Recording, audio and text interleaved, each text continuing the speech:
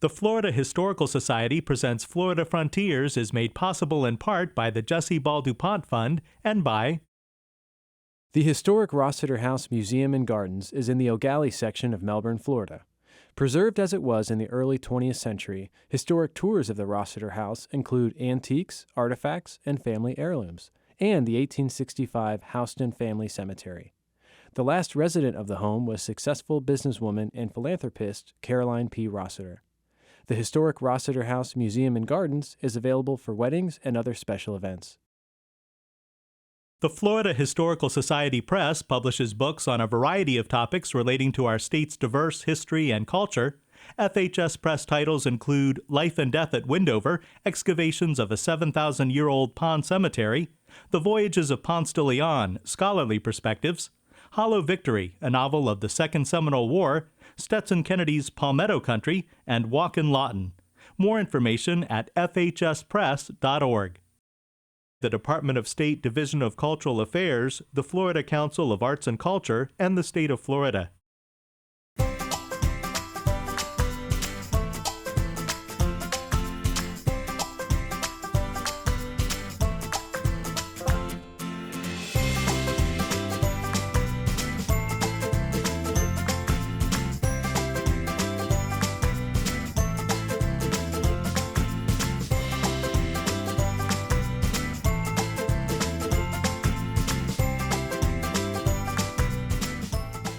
A bust of journalist Mabel Norris Reese was unveiled at Sunset Park in Mount Dora on September 24, 2021. More than 100 people gathered to celebrate Mabel Norris Reese, using words like courageous, heroic, and fearless to describe her fight against racial injustice. She wrote for the Mount Dora Topic newspaper and the Daytona Beach News Journal while facing threats and intimidation from the notoriously racist Lake County Sheriff Willis McCall and his enablers in the Ku Klux Klan. It's been said that journalism is the first rough draft of history. Many of the authors represented here at the Library of Florida History in Cocoa include newspaper accounts of current events as primary source material. Welcome to Florida Frontiers, presented by the Florida Historical Society. I'm Ben Brotmarkle. Newspaper journalist Mabel Norris Reese was owner and editor of the Mount Dora Topic beginning in 1947. They'd have these pool of reporters at the press conference, and she was the only woman. So she was in with the Sentinel, the Daily Commercial, the Leesburg, all these newspapers, but she's really the only woman. And not only that, but she actually runs her own newspaper. So she had a lot more freedom than some of these guys that she's working with. But I just found it really fascinating to see her trying to negotiate this man's world, this club, where these male journalists were kind of like protecting the status quo a little bit more. And Mabel had a little bit more autonomy, and she could actually write about what she wanted. So it's really an interesting dynamic to see something in the 40s and this woman who's running the newspaper and just be thrust into these major stories. I remember her as actually being very nurturing. I lost my first tooth at her house and was petrified the tooth fairy wouldn't be able to find me. And so she made a phone call, which I assumed was to the tooth fairy, to tell the tooth fairy where I was.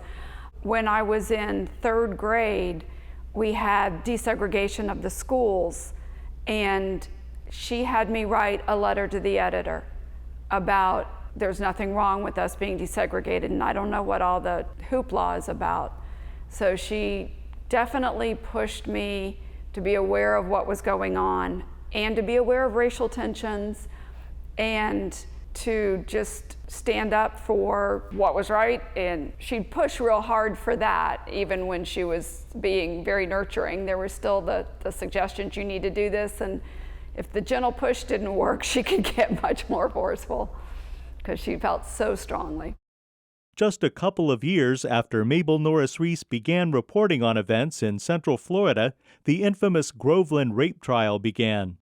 The Groveland case started in Lake County in 1949. It was a young woman and her husband, who she was separated from at the time, went out on a date to try to get their marriage back together, and something happened alongside of the road. The next thing we know, she had made the claim that she had been abducted and sexually assaulted by 4 African Americans. This brought the Klan in, started burning down African American homes. It became a powder keg. A really big trial happened like a little bit more than a month later, involved Thurgood Marshall. So this became a very big civil rights case focused in Central Florida at the time. In 1949, I don't think anyone is still certain what happened on this night with the Paget couples, Willie and Norma Paget, a young couple who had separated. They got back together to go to a square dance. And on the way home, something happened. They claimed that she had been attacked by 4 young black men and carried off and raped. They claimed they were nowhere around. Regardless, all hell broke loose in Groveland. There were several nights of rioting, Klansmen caravanning through Groveland, shooting up the black community. The entire black population of Groveland was evacuated to Orlando. A couple houses were burned down. Of the 4 Groveland suspects, one of them was shot and killed before trial. 3 of them went to trial and were convicted. Harry Moore got involved in it from the very beginning. As soon as they were arrested, he sent a young attorney to Rayford to interview the defendants and came back with a story saying they had just been beaten mercilessly. They'd been hung over a water pipe in the Lake County Jail, and Willis McCall's deputies beat them with rubber hoses. Those beatings were then documented by the FBI and by the NAACP National Office. So he was involved in it. He was calling it a travesty of justice from the very beginning. Harry T. Moore contacted Mabel Norris Reese, asking her to write about how Sheriff McCall was mishandling the Groveland case. 4 young men from the Groveland, Florida area was accused of raping this young white woman. There was a trial held, defendants were convicted, but then there was evidence introduced that there was going to have a retrial, and supposedly the sheriff of Lake County, Willis McCall, was transporting 2 of the defendants from one jail to another. And along the way, something happened. The 2 defendants ended up being shot, one being killed. The sheriff's account of that was they tried to escape, although they were handcuffed and shackled, which kind of makes it hard to believe. Mabel Norris Reese had initially supported Sheriff McCall in her articles, but it was the shooting of Walter Irvin and the killing of Sam Shepard while in McCall's custody that was a turning point for her. She came down here, I think she wanted to buy into the community, reporting on a lot of community news, Little League scores, Northerners who were coming back down to Mount Dora. And I think she was friends with the prosecutor, Jesse Hunter, and helped her get into the world of Sheriff Willis McCall.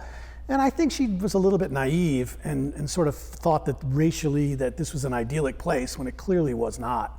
And I think the turning point for her, because she covered the first trial, was the shooting of the Groveland boys in 1951 as they were waiting for the second trial. The prosecutor, Jesse Hunter, at that point said, I don't think that that was an escape attempt. I think it was deliberate. Mabel had a lot of communications, and that was really her turning point. And I noticed if you look at her career, from that moment on, and it was like November 1951, she was all about justice. And justice didn't sell in a small town newspaper. That's not what people really wanted to hear about white supremacy. And so you could see as she got her courage and as she found her sort of inspiration about the things to write about, the things that really interested her, she's also facing the backlash in her own community. And I thought that was a really powerful thing that she just continued to do it, knowing that it was going to hurt her pocketbook, as she said. Harry T. Moore got involved in that case and went and tried to get statements of anybody that knew about it from the surviving witness themselves. And he called on the governor of Florida, wrote letters to the Justice Department calling for the suspension and the charging of murder of Sheriff Willis McCall. Now, some contend that because Willis McCall was such a powerful sheriff back then, and as you know, in the state of Florida, sheriffs generally have a lot of power there. They feel that he had some part in either the planning or the implementation of Harry Moore's ultimate death. After the initial conviction, the NAACP and Thurgood Marshall appealed the death sentences of Walter Irvin and Sammy Shepard. Their convictions were overturned by the Supreme Court. A new trial was scheduled. The day of a hearing for the new trial, Willis McCall and his deputy went to Rayford to pick him up. On the way back to Lake County, claimed that the two prisoners jumped him and attacked him, and he shot him. He emptied his revolver into him. He killed Sam Shepard, mortally, seriously, critically wounded Walter Irvin, who did survive, and told a completely different story, which is that McCall just yanked him out and started shooting. At that point, Harry T. Moore started calling for McCall to be removed from office, indicted for murder.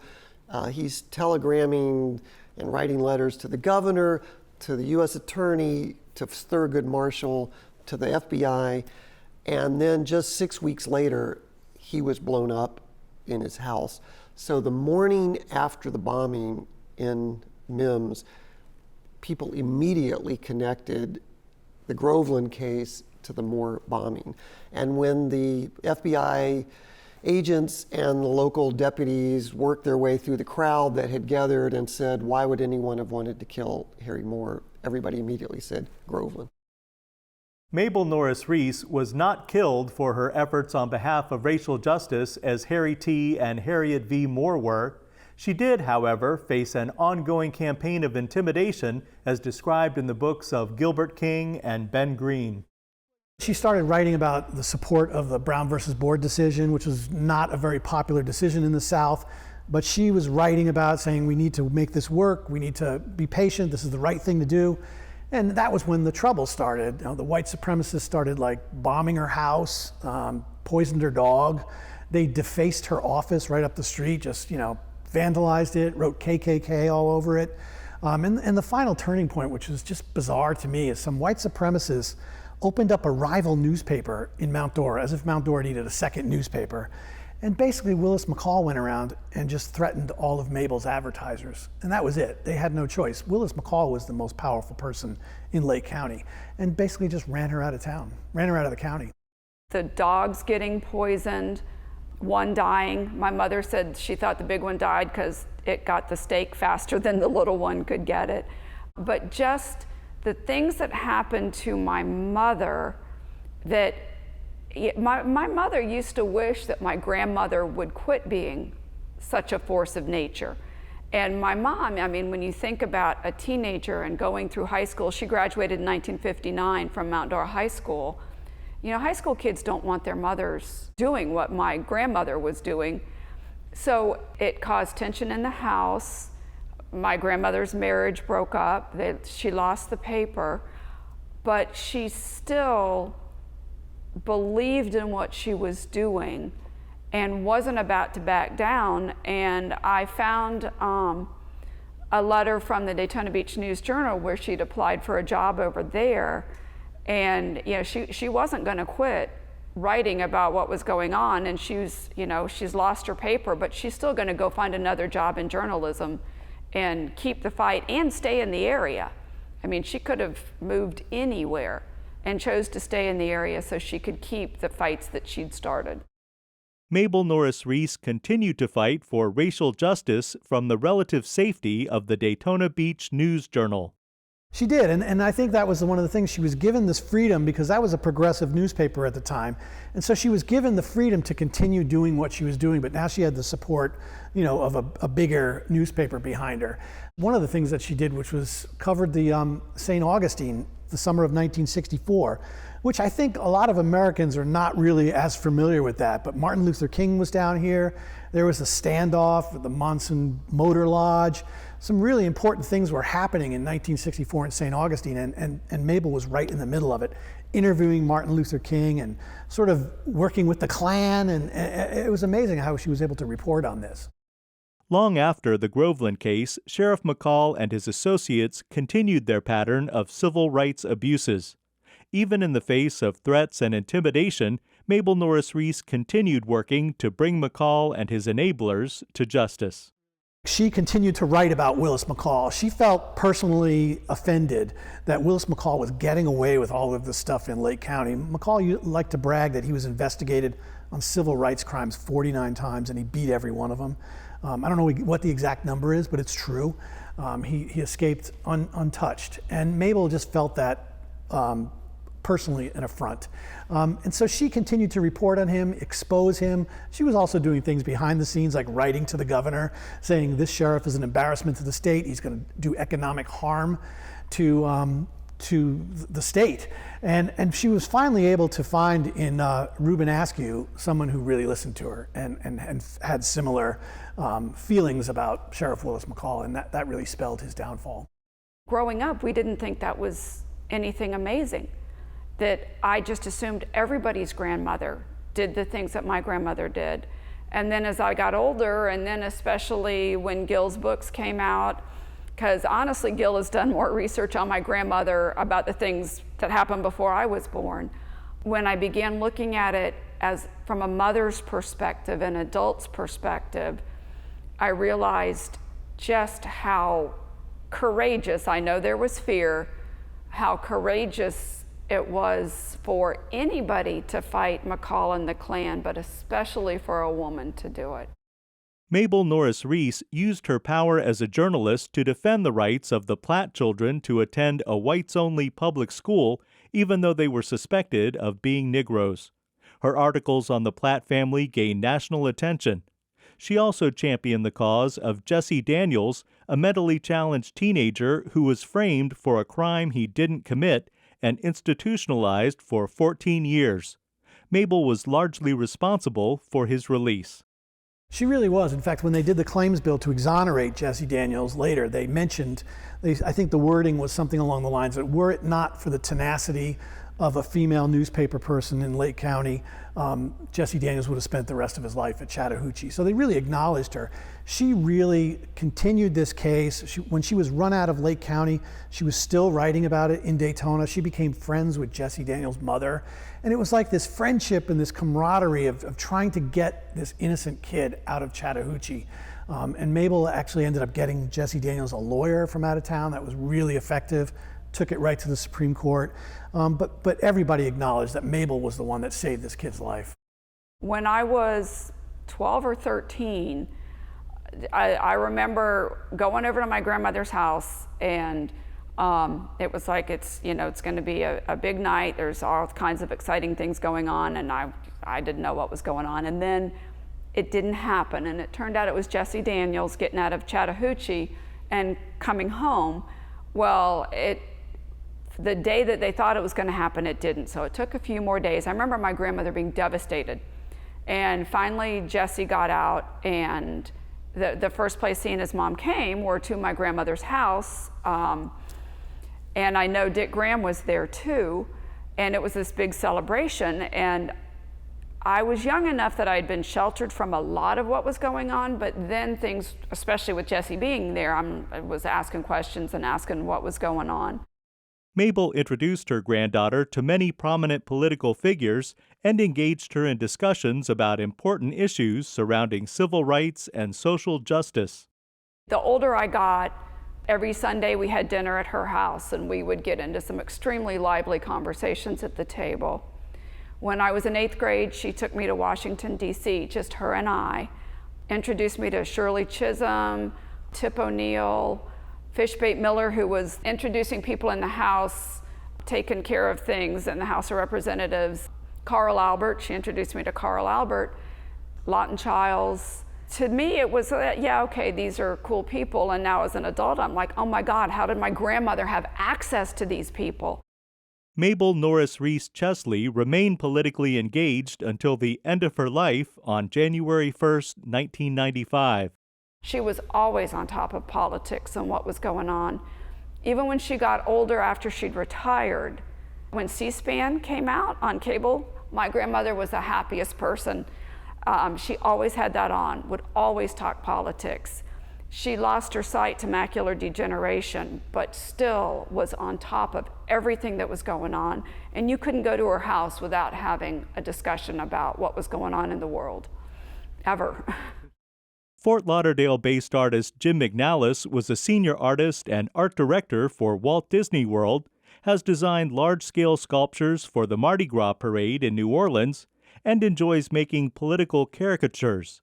He's also known for creating sculptures of courageous people like Mabel Norris Reese. It just really is a joy for me to work on bringing a light, shining a light, literally resurrecting somebody like Mabel. We should know about her. You know, the role models people have, entertainment, sports, nothing wrong with that. But boy, let's not forget these people who are willing to put their life on the line, say no more, you know, keep the darkness at bay. So there's a harmony to this that was just wonderful. And we're all beneficiaries of it. It isn't just a project. Our lives are enhanced by being involved with somebody like Mabel. Sometimes I think back to like Brian Stevenson from Equal Justice Initiative, and he talks about the monuments and what they mean. And growing up in the South, if you're African American, you might be walking down and seeing like these memorials to Confederate generals and soldiers. And these were all done in the early 1900s. And there are other people to celebrate in the South besides the Confederate generals. How about the abolitionists, the people who stood up to power, the journalists, the civil rights activists? There's so many other people to honor for the fight that brought America to where we are now. We don't have any Sheriff Willis McCall statues around Lake County. So as people begin to digest more information and understand the past, it's only right to celebrate the people who really made a difference. And I think it's really important as Mabel, as a journalist, to be considered a hero. Given the times for journalists, you know, enemy of the people, that kind of thing, fake news. She was gaslighted in Lake County for decades. And it's just so nice to see her get her due and her recognition. An interesting element of the Mabel Norris Reese sculpture is a brooch incorporating the margin release key from Mabel's typewriter, which has her initials M.R. Getting a hold of Cindy, I said, do you have something of Mabel's I can incorporate in there? And she shows up with the margin release key from the very typewriter she went after these guys on. And it's like, man, there are some projects, they get rolling, and I don't know, they kind of do themselves. Things show up that you couldn't possibly design into it. So it's nice to have a flexibility where all this stuff is available and you can incorporate it. Cindy Erickson believes her grandmother would hope that the sculpture inspires new journalists and leads others to seek out good sources of reliable journalism. So many newspapers nowadays have paywalls, and it's so hard for people to find neutral reporting because some of the crazier outlandish theories, there's no paywall and everyone can get to them. People aren't getting print newspapers anymore, and newspapers are losing, you know, their support and their funding. I honestly pay for 4 or 5 subscriptions to newspapers just because I don't want to lose the fair reporting, and I'll do everything I can to support that. And so I think having a journalist that fought for the right to report the truth, memorialized like she is an incredibly important thing. And if people stop and read that plaque and think about that, hopefully someone else will go get a subscription to a fair newspaper and learn and pay attention to the stuff that's going on and make their own decisions. A lot of progress has been made to address the types of civil rights violations and social justice issues that Mabel Norris Reese wrote about, but there is still a long way to go. It would be nice if we had come to that point where events of that nature were really just a memory, that they were part of history and whatever. It is not. And we have to recognize the reality of the time, that there's still a lot of work to be done. Mabel Norris Reese earned 30 national newspaper awards, including the first Courage in Journalism Award in 1956. You've been watching Florida Frontiers, presented by the Florida Historical Society. Visit us anytime online at myfloridahistory.org. Thanks for joining us. I'm Ben Brotemarkle.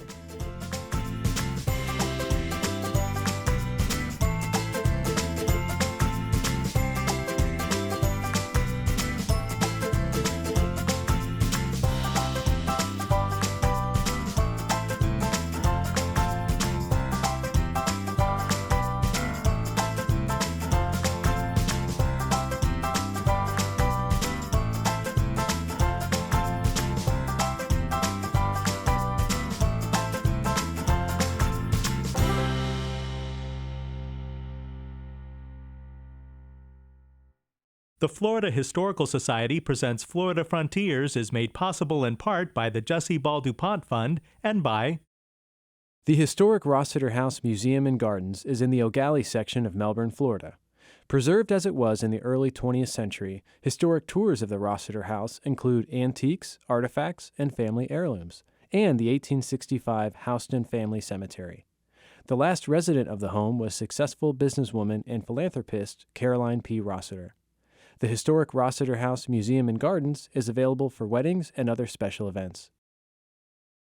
The Florida Historical Society Press publishes books on a variety of topics relating to our state's diverse history and culture. FHS Press titles include Life and Death at Windover, Excavations of a 7,000-Year-Old Pond Cemetery, The Voyages of Ponce de Leon, Scholarly Perspectives, Hollow Victory, a novel of the Second Seminole War, Stetson Kennedy's Palmetto Country, and Walk in Lawton. More information at fhspress.org. The Department of State Division of Cultural Affairs, the Florida Council of Arts and Culture, and the state of Florida.